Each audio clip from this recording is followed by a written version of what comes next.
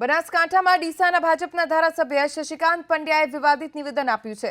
વારાહીમાં પીડિત પરિવારની મુલાકાત દરમિયાન ભાજપના ધારાસભ્ય શશિકાંત પંડ્યાએ વિવાદિત નિવેદન આપતા કહ્યું કે આ સરકાર હિન્દુઓની છે, નહીં કે વિધર્મીઓની।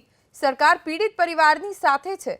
સાથે જ અસામાજિક તત્વોની ચેતવણી આપતા કહ્યું કે સૂતેલા સિંહને છંછેડશો નહીં તો અમે ભારે પડીશું, અમે પગ નીચે કચડી નાખીશું।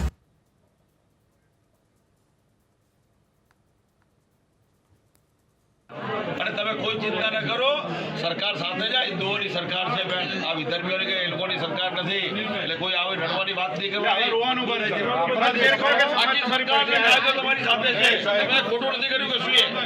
અને તમે કોઈ ચિંતા ન કરો, સરકાર સાથે જાય। હિન્દુઓની સરકાર છે, આ વિધર્મીઓની કે લોકોની સરકાર નથી, એટલે કોઈ આવે લડવાની વાત નહીં કરવાની। રોવાનું બને છે, આખી સરકાર તમારી સાથે છે, તમે ખોટું નથી કર્યું કશું।